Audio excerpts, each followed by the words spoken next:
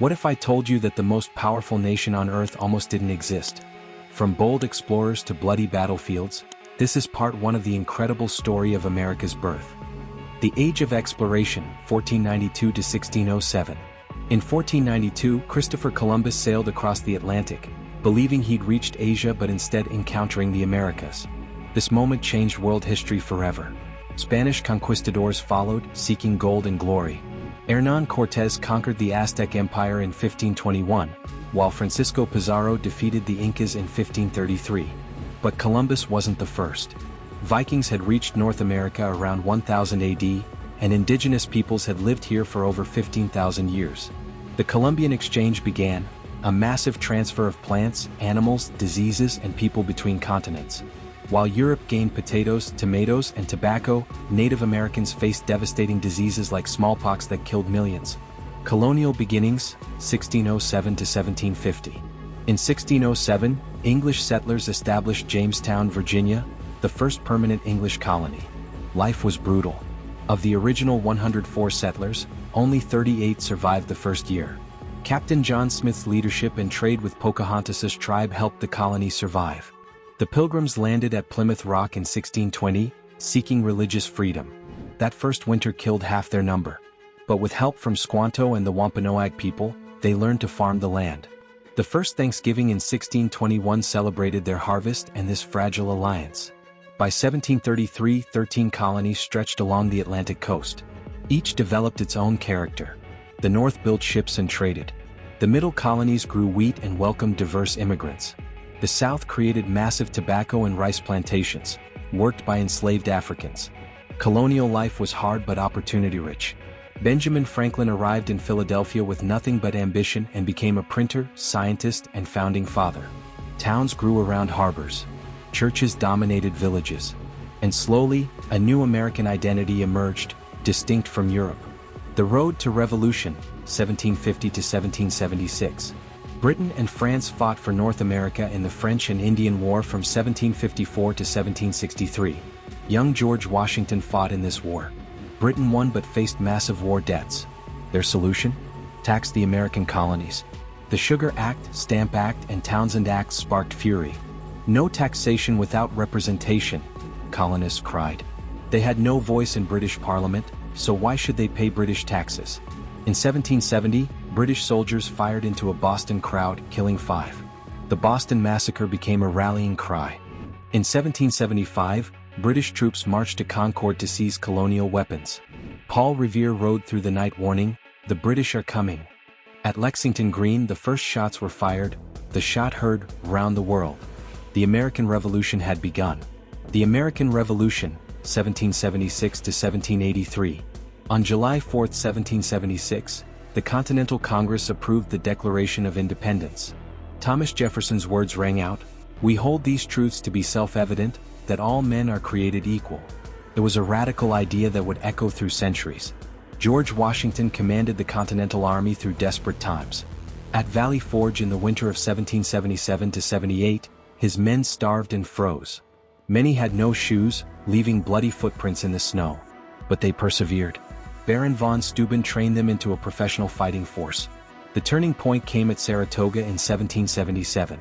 American victory convinced France to join the war as an ally. French money, troops, and ships proved crucial. The Treaty of Paris in 1783 officially recognized American independence. A new nation was born, but could it survive? Building a nation, 1783 to 1800. The Articles of Confederation created a weak central government, too weak. States quarreled. The economy struggled. In 1786, Shays' Rebellion saw desperate farmers rise up against debt collections. America needed a stronger government. In 1787, delegates met in Philadelphia for the Constitutional Convention. James Madison's Virginia Plan proposed a government with 3 branches: executive, legislative, and judicial. After months of debate and compromise, they created the Constitution. "We the people," it began, bold words for a bold experiment. The Bill of Rights, added in 1791, guaranteed fundamental freedoms: speech, religion, press, assembly. These 10 amendments protected citizens from government tyranny. George Washington became the first president in 1789. He set crucial precedents: a cabinet of advisors, a two-term limit, neutrality in foreign wars. When he voluntarily stepped down in 1797, he proved America wasn't ruled by kings. Expansion and conflict, 1800 to 1850. In 1803, President Thomas Jefferson purchased the Louisiana Territory from France for $15 million. Overnight, America doubled in size. Lewis and Clark explored this vast wilderness from 1804 to 1806, reaching the Pacific Ocean with help from Sacagawea, their Shoshone guide. The War of 1812 against Britain tested the young nation. British troops burned Washington, D.C., forcing President Madison to flee. But America survived. Andrew Jackson's victory at New Orleans and Francis Scott Key's Star-Spangled Banner inspired national pride. Manifest Destiny became America's motto, the belief that the U.S. was destined to expand across the continent. In 1845, America annexed Texas. The Mexican-American War from 1846 to 1848 added California and the Southwest. The Cherokees' Trail of Tears in 1838 saw 15,000 people forced to march west. 4,000 died. America's expansion came at a horrific cost to indigenous peoples. The Slavery Question, 1820 to 1860. By 1860, 4 million African Americans lived in slavery, primarily in the South. Slavery wasn't just labor, it was torture, rape, family separation, and murder. It was America's original sin. The Missouri Compromise of 1820 tried to balance free and slave states. The Compromise of 1850 attempted another solution. Harriet Tubman, herself an escaped slave, made 19 dangerous trips south, leading over 300 people to liberty. "I never lost a passenger," she declared.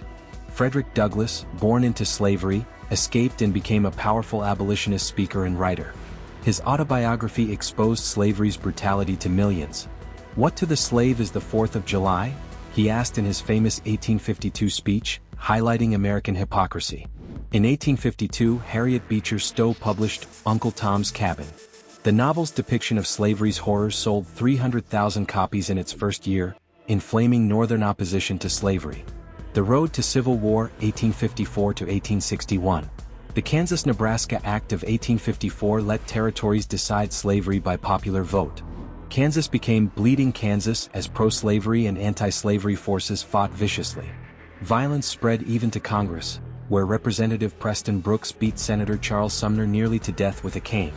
In 1857, the Supreme Court's Dred Scott decision ruled that African Americans couldn't be citizens and Congress couldn't ban slavery in territories. John Brown's raid on Harper's Ferry in 1859 attempted to spark a slave rebellion. Brown was captured and hanged, but became a martyr to the abolitionist cause.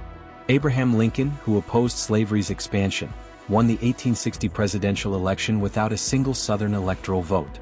By February 1861, 7 states had formed the Confederate States of America, electing Jefferson Davis as president. On April 12, 1861, Confederate forces fired on Fort Sumter in Charleston Harbor. The Civil War had begun. The Civil War, 1861 to 1865.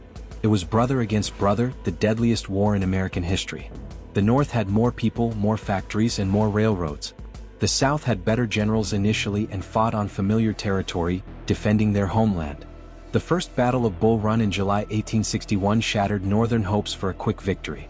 Confederate General Thomas "Stonewall" Jackson earned his nickname by standing like a stone wall against Union attacks. The war dragged on, brutal and bloody. The Battle of Antietam in September 1862 was the single bloodiest day in American history, 23,000 casualties. Lincoln used this Union victory to issue the Emancipation Proclamation on January 1, 1863, declaring slaves in rebel states free. The war now had a moral purpose, ending slavery. The Battle of Gettysburg in July 1863 was the war's turning point. Over 3 days, 50,000 men fell. General Ulysses S. Grant took command of Union forces in 1864. His strategy was brutal but effective. Constant pressure, total war. General William Sherman marched through Georgia, burning Atlanta and cutting a path to the sea, destroying the South's ability to wage war. On April 9, 1865, Robert E. Lee surrendered to Grant at Appomattox Courthouse. The war was over. 620,000 Americans had died, more than all other American wars combined. 5 days later, John Wilkes Booth assassinated President Lincoln at Ford's Theater. The nation had survived its greatest test, but at an unimaginable cost. Slavery was abolished, but what would freedom truly mean? The hard work of rebuilding and redefining America was just beginning. Join us in Part 2 as we explore Reconstruction, industrialization, world wars, and America's journey to becoming a global superpower.